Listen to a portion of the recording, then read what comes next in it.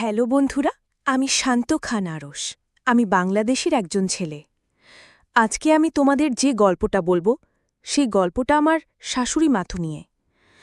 জীবনের কিছু সম্পর্ক এতটাই অপ্রত্যাশিতভাবে শুরু হয় যে সময়ের সাথে সাথে সেই সম্পর্কের গভীরতা আর তাৎপর্য আমাদের বিস্মিত করে তোলে।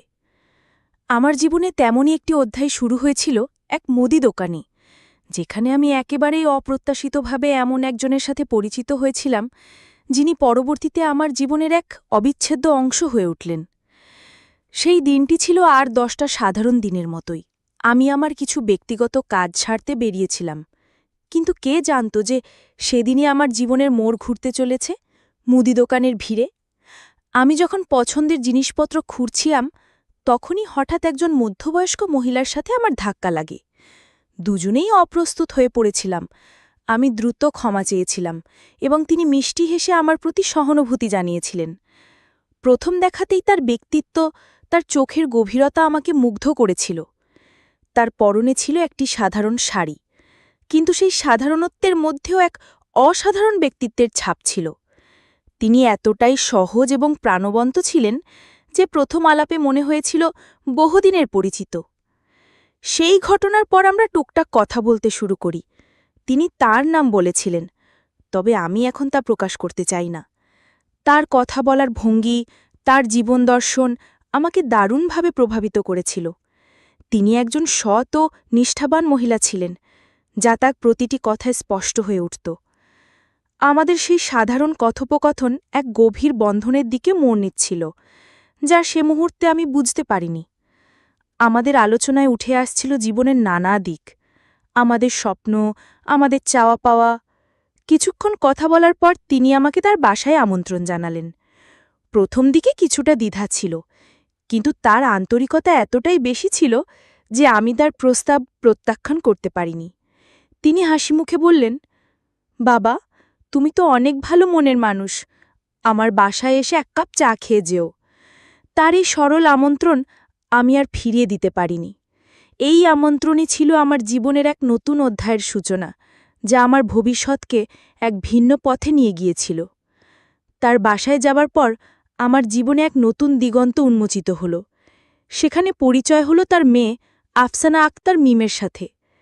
মিম ছিল অপরূপ সুন্দরী, যেন স্রষ্টাকর্তা তাকে নিজের হাতে গড়েছেন। তার চোখ দুটো ছিল মায়াবী, হাসি ছিল স্নিগ্ধ। প্রথম দেখাতেই মিমের প্রতি আমার এক অভক্ত ভালো লাগা তৈরি হয়েছিল। শাশুড়িমা মৃদু হেসে আমাদের পরিচয় করিয়ে দিলেন, আর তখন থেকেই আমার মনে এক মিষ্টি স্বপ্নের জাল বোনা শুরু হল। মিমকে দেখে আমার মনে হয়েছিল জীবন যেন নতুন করে বাঁচার এক অনুপ্রেরণা খুঁজে পেয়েছে। তার উপস্থিতি আমার জীবনের সকল শূন্যতা পূরণ করে দিতে পারে। আমরা প্রথম দেখাতেই একে অপরের সাথে স্বাচ্ছন্দ্য অনুভব করতে শুরু করলাম। শাশুড়িমা আমাদের জন্য চা নিয়ে এলেন এবং আমাদের দুজনের কথোপকথন মনোযোগ দিয়ে শুনলেন। তিনি যেন অদৃশ্য এক সূত্রধর হয়ে আমাদের দুজনের মধ্যে এক নতুন সম্পর্কের বীজ বপন করে দিচ্ছিলেন। পরের দিনগুলোতে মিমরার সাথে আমার নিয়মিত যোগাযোগ শুরু হলো। আমরা ফোন কলে কথা বলতাম, দেখা করতাম। ধীরে ধীরে আমাদের মধ্যে এক গভীর প্রেমের সম্পর্ক গড়ে উঠল। মিম ছিল আমার স্বপ্নের নারী। তার বুদ্ধিদীপ্ত কথা, তার সরলতা, তার আত্মবিশ্বাস আমাকে প্রতিদিন আরও বেশি করে তার দিকে আকৃষ্ট করছিল। আমরা দুজন দুজনকে জানতে শুরু করলাম। একে অপরের প্রতি নির্ভরশীলতা তৈরি হল। এক পর্যায়ে আমাদের দুজনের পরিবারও আমাদের সম্পর্কের কথা জানতে পারল। শাশুড়িমা, যিনি আমার প্রতি বরাবরই স্নেহশীল ছিলেন, তিনি আমাদের সম্পর্কের ব্যাপারে অত্যন্ত ইতিবাচক ছিলেন। তিনি আমাদের ভবিষ্যৎ নিয়ে স্বপ্ন দেখতেন। সমস্ত প্রতিকূলতা পেরিয়ে একসময় মিম আর আমার বিয়ে সম্পন্ন হল। সেই দিনটি ছিল আমার জীবনের সবচেয়ে সুখের দিন। আমি জানতাম আমার জীবন এখন সম্পূর্ণ। মিমের হাত ধরে আমি এগিয়ে যেতে পারব জীবনের পথে। বিয়ের পর আমাদের নতুন জীবন দারুণভাবে শুরু হয়েছিল। মিমের সাথে আমার প্রতিটি দিন ছিল স্বপ্নের মতো। একে অপরের সঙ্গ উপভোগ করছিলাম। ছোট ছোট মুহূর্তগুলো আমাদের কাছে অমূল্য হয়ে উঠেছিল। কিন্তু আমাদের সুখের দিনগুলো যেন বেশি দিন স্থায়ী হল না। বিয়ের কয়েক মাস পরেই মিমের স্কলারশিপের সুযোগ এলো দেশের বাইরে উচ্চশিক্ষার জন্য। মিম বরাবরই পড়াশোনায় অত্যন্ত মেধাবী ছিল, আর এই সুযোগটা তার বহুদিনের স্বপ্ন ছিল।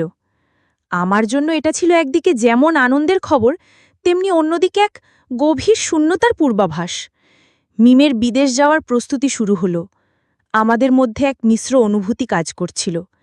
একদিকে তার উজ্জ্বল ভবিষ্যতের জন্য আনন্দ, অন্যদিকে বিচ্ছেদের কষ্ট।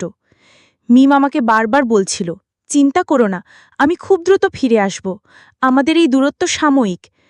কিন্তু তার কথাগুলো আমার ভেতরের অস্থিরতা কমাতে পারছিল না। প্রতিটি দিনই মনে হচ্ছিল যেন এক অনিশ্চিত ভবিষ্যতের দিকে এগিয়ে যাচ্ছি। তার অনুপস্থিতি কিভাবে সামলাবো সেই চিন্তায় আমি ডুবে থাকতাম। মিম চলে যাওয়ার পর আমার পৃথিবীটা যেন হঠাৎ করেই থমকে গিয়েছিল। ঘরের প্রতিটি কোণায় তার স্মৃতি, তার হাসি, তার স্পর্শ আমাকে তাড়া করে ফিরত।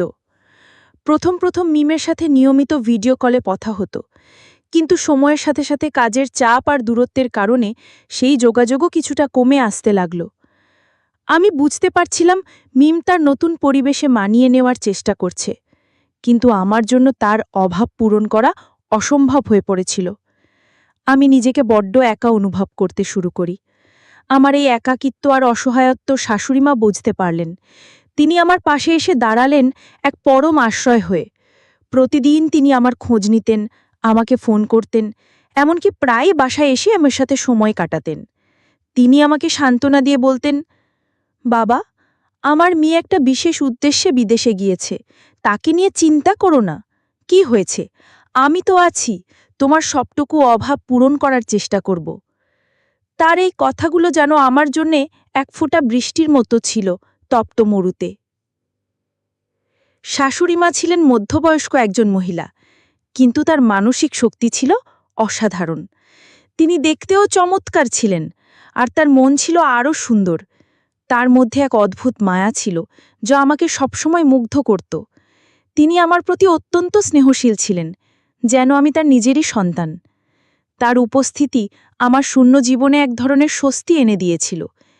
তিনি আমাকে বোঝাতেন যে এই দূরত্ব সাময়িক, মিম খুব তাড়াতাড়ি ফিরে আসবে। তবে মিমের অভাব পূরণ হওয়া আসলে খুব কঠিন ছিল। শাশুড়িমা আমাকে মানসিকভাবে সুস্থ করে তোলার জন্য এমন কাজ করতে শুরু করলেন যাতে আমি তার মেয়ের অভাব না বুঝতে পারেন। তিনি আমাকে নানা রকম পারিবারিক কাজে যুক্ত করতেন, গল্পের বই পড়তে উৎসাহিত করতেন, এমনকি মাঝে মাঝে তার নিজের হাতে রান্না করে খাবার নিয়ে আসতেন। তিনি চাইতেন যেন আমি সবসময় ইতিবাচক থাকি, বিষণ্ণতা আমাকে গ্রাস করতে না পারে। তার এই নিরন্তর প্রচেষ্টা সত্যিই আমাকে অনেকটা সাহায্য করেছিল। আমি ধীরে ধীরে অনুভব করতে লাগলাম আমার পাশে একজন আছেন যিনি আমাকে বোঝেন, আমার কষ্ট অনুভব করেন। তিনি আমাকে মানসিক শান্তি দিতেন। আমার মন যখন খুব খারাপ থাকত, তিনি আমার সাথে ঘন্টার পর ঘন্টা কথা বলতেন, আমার দুঃখগুলো শুনতেন। তার প্রতিটি কথা, প্রতিটি আচরণে ছিল এক গভীর ভালোবাসা আর সহমর্মিতা। এইভাবেই শাশুড়িমা আমাকে মানসিকভাবে সুস্থ করে তুলতে লাগলেন। এইভাবে দিন দিন শাশুড়িমা আমার জীবনের এক অপরিহার্য অংশ হয়ে উঠলেন।